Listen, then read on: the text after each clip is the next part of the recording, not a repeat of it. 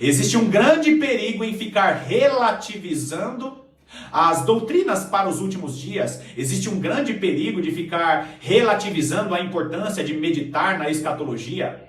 Por causa de falas relativistas, por causa de falas que minimizam a importância da escatologia, nós estamos assistindo uma igreja que está dormindo para as verdadeiras doutrinas dos últimos dias.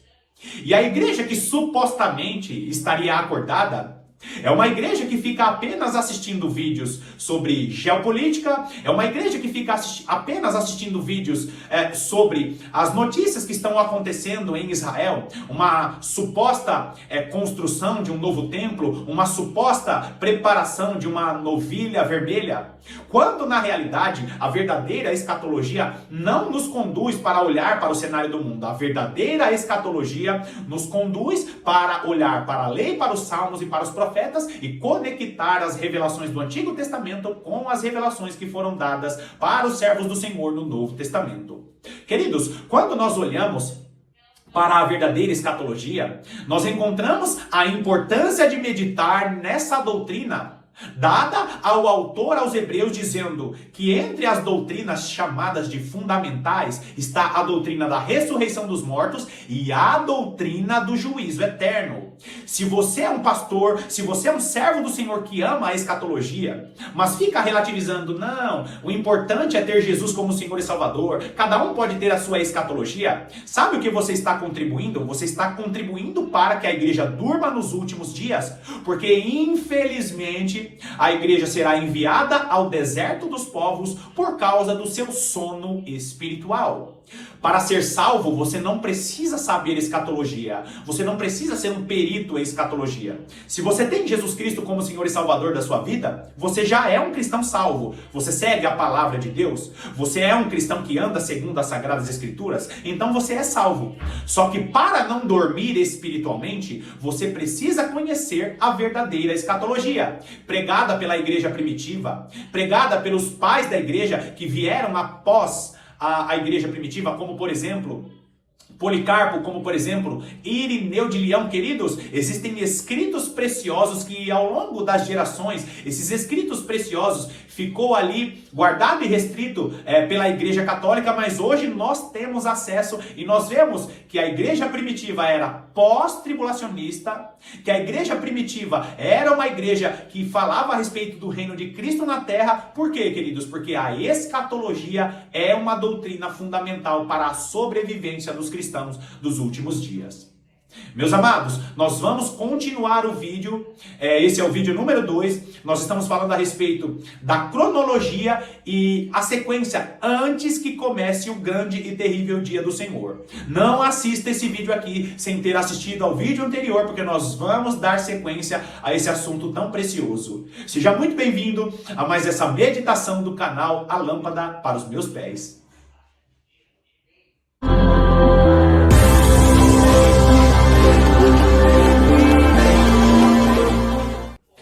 No vídeo anterior, nós lemos os 3 textos falando a respeito da volta de Jesus em Mateus, Marcos e Lucas.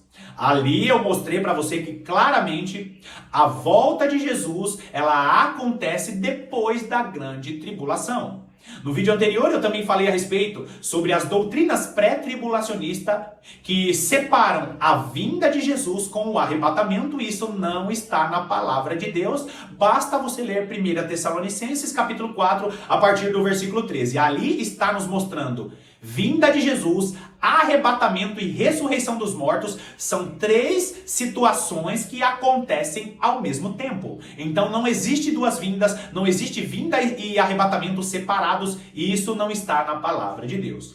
Nós falamos também a respeito da grande tribulação estar acabando, e quando acabar a grande tribulação, o sol se converterá em trevas e a lua em sangue. E isso acontece quando? Antes da volta de Jesus, ou seja, assim que acabar a grande apostasia, começa a grande tribulação. E no começo da grande tribulação, ocorre o último e grande derramar do Espírito do Senhor. E durante a grande tribulação, acontece ali a plenitude dos gentios e se inicia, acaba a plenitude dos gentios e se inicia a plenitude dos judeus. É quando o Senhor chama judeus e gentios para serem as duas testemunhas do Senhor. E as duas testemunhas do Senhor no período da grande tribulação serão usadas com grande poder e autoridade. Durante a grande tribulação, as duas testemunhas promovem grandes maravilhas, grandes catástrofes sobre essa terra, que são os acontecimentos no toque das trombetas. A unção que estava em Moisés, a unção que estava sobre Elias, a igreja de Jesus Cristo, cristãos específicos, judeus e gentios separados para promoverem maravilhas e catástrofes sobre essa terra. Acaba a grande tribulação, a perseguição do anticristo vai acabar, porque o sol se converterá em trevas e a lua em sangue. E aí o que acontece em seguida? A volta de Jesus. Olha o que diz Joel, vai lá comigo em Joel. Joel capítulo 2, nós vamos ler apenas o versículo 31, nós lemos os versículos anteriores no vídeo anterior, então assista ao vídeo anterior. Joel capítulo 2, versículo 31 diz assim: o sol se converterá em trevas e a lua em sangue, antes que venha o grande e terrível dia do Senhor. Queridos, acabou a grande tribulação, o que vai acontecer? O sol se converterá em trevas e a lua em sangue. Esses sinais que eu fico repetindo toda hora, são sinais importantíssimos. São sinais importantíssimos para que entendamos. Esses sinais são sinais que dividem a grande tribulação e a volta de Jesus. A grande tribulação acontece, o sol se converte em trevas, a lua em sangue, e aí Jesus volta. O grande e terrível dia do Senhor é a volta de Jesus, aonde estará acontecendo a ira do Cordeiro, a batalha de Gog e Magog, quando o Senhor vai estar pisando as nações no lagar de sua ira. Nós não podemos confundir a sequência dessas coisas. Por quê, queridos? Porque são ensinos fundamentais para fortalecer a igreja dos últimos dias. Agora, Joel capítulo 2, dos versículos 1 ao 4, vai dizer o quê? Tocai a trombeta em Sião e dai voz de rebate no meu santo monte. Perturbem-se todos os moradores da terra, porque o dia do Senhor vem e já está próximo. Aqui está falando a respeito do período do toque das trombetas, e no ensino das 7 festas do Senhor eu explico muito bem isso aqui. A festa das trombetas representa o período da grande tribulação, e no ensino das 7 festas do Senhor eu mostro lá que o período do toque das trombetas nos mostra que será o período da grande tribulação. Ou seja, a festa das trombetas era a sombra do período da grande tribulação, onde a igreja vai estar tocando trombeta, anunciando o dia da expiação, anunciando a volta de Jesus, que é o grande e terrível dia do Senhor. Quando Jesus Cristo voltar para expiar os pecados da igreja, para remir toda a sua criação, e ali vai estar acontecendo. Quando o texto diz tocai a trombeta em Sião, está dizendo o quê? Tocai a trombeta nesse período do toque das trombetas para aqueles que são de Sião. Sião, o monte da nova aliança. Só que, queridos, olha que detalhe importante nesse versículo 1. Está dizendo o quê? Perturbem-se todos os moradores da terra. Ou seja, será o período do toque das trombetas para todos os moradores da terra. Não é qualquer período de toque de trombetas. É por isso que o livro de Joel é extremamente escatológico. Agora, acontece a grande tribulação, o sol se converte em trevas, a lua em sangue, Jesus Cristo volta. E quando Jesus Cristo voltar, vai acontecer o quê? Os sinais. E que sinais são esses? Olha o versículo 2. Dia de escuridade e densas trevas, dia de nuvens e negridão. Olha a conexão mais uma vez. A conexão com o que Jesus Cristo falou, a conexão com o próprio texto de Joel. E queridos, nós vamos falar em vídeos posteriores, mas vai acontecer aquilo que está em Apocalipse capítulo 6. Apocalipse capítulo 6 fala da abertura do 6º selo, que é o quê? Dia de escuridade e densas trevas, dia de nuvens e negridão. Como a alva por sobre os montes, assim se difunde um povo grande e poderoso, qual desde o tempo antigo nunca houve, nem depois dele haverá pelos anos adiante, de geração em geração. Agora eu pergunto para você, se vai acontecer esses sinais, o sol não dará sua claridade, a lua se tornará em sangue, tudo ficará escuro. Quem é esse povo que está surgindo? Um povo poderoso, como a alva por sobre os montes, se difunde um povo grande e poderoso, que nunca existiu, nunca houve esse povo. Quem que é? A igreja retornando com o Senhor. A igreja é arrebatada, os corpos transformados dos ares, acontece a ressurreição dos mortos, o arrebatamento, a volta de Jesus ao mesmo tempo. O livro do profeta Zacarias, o livro de Isaías vai falar o quê? A respeito dos santos do Senhor voltando com o Senhor para essa terra, para cumprir o juízo de Deus. Ezequiel também fala a respeito do Senhor voltando para pisar as nações no lagar de sua ira. A batalha que vai acontecer no vale de Josafá, que é justamente um território específico em que as nações serão reunidas para começar a se cumprir a festa dos tabernáculos. Quando a uva será pisada, e a uva será pisada porque Jesus Cristo estará cumprindo a ira do Cordeiro. Agora, queridos, a igreja será usada com poder e autoridade para quê? Para cumprir a ira do Senhor. O Senhor Deus, Jesus Cristo, é responsável pela ira. Só que nós, a igreja glorificada, será esse grande exército que vai estar cumprindo a ira do Senhor. Você lembra de Ezequiel capítulo 37, quando acontece ali a ressurreição daqueles ossos secos? Então, ali também fala sobre esse exército que estará se reerguendo, e esse exército ali nos mostra que é um exército que vem de judeus e de gentios. É linda as conexões da palavra do Senhor. Agora olha o que diz Apocalipse, vai lá comigo em Apocalipse capítulo 6. Apocalipse capítulo 6 vai nos mostrar o que, queridos? Justamente este sexto selo sendo aberto. Apocalipse capítulo 6, olha o que diz o versículo 12. Vi quando o Cordeiro abriu o sexto selo, e sobreveio grande terremoto. Olha os sinais.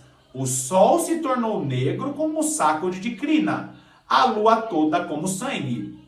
Você lembra desses sinais que eu mencionei no vídeo anterior? Você lembra desses sinais? E o que acontece? As estrelas do céu caíram pela terra, como a figueira, quando abalada por forte vento, deixa cair os seus figos verdes. Os sinais mencionados por Jesus. E o céu se recolheu como um pergaminho quando se enrola. Então todos os montes e ilhas foram movidos do seu lugar. Olha o versículo 15. Os reis da terra, os grandes, os comandantes, os ricos, os poderosos, e todo escravo e todo livre se esconderam nas cavernas e nos penhascos. Queridos, que texto é esse? É um texto mostrando o que Jesus Cristo falou, relatado nos evangelhos e os textos dos profetas, que é quando acontece a volta de Jesus e acontece a ira do Senhor sobre as nações desse mundo.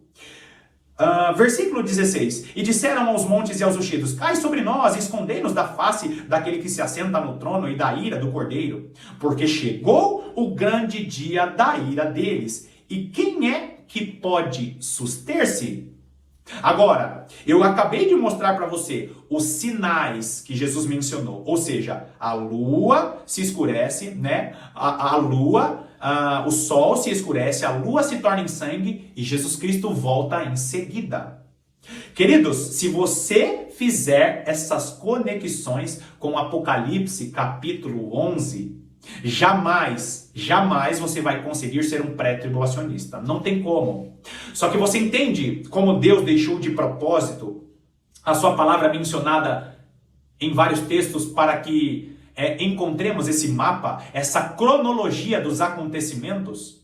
Eu vou finalizar esse vídeo, eu vou deixar esse vídeo aqui bem curtinho, porque no próximo vídeo eu vou estar mais uma vez mencionando o sexto selo e vou conduzir você a meditar comigo em Apocalipse capítulo 11, mostrando o quê? Que o grande e terrível dia do Senhor é o dia da ira de Deus. Então a sequência é essa: acontece a grande tribulação, vem os sinais, né? A grande tribulação termina, o sol se escurece, a lua não dá sua claridade, a lua se torna em sangue, Jesus Cristo volta com essa igreja com poder e grande glória, a igreja é arrebatada, corpos transformados, nós vemos ali a igreja voltando gloriosa para a terra, porque a terra será o cenário do reino de Cristo. Convém que ele reine sobre a terra para colocar até o último inimigo debaixo dos vossos pés. O último inimigo a ser vencido é a morte. Quando a morte for vencida, a eternidade se reunirá no final do milênio e ali vai acontecer o reino eterno, quando o próprio Deus estará caminhando entre os homens na eternidade.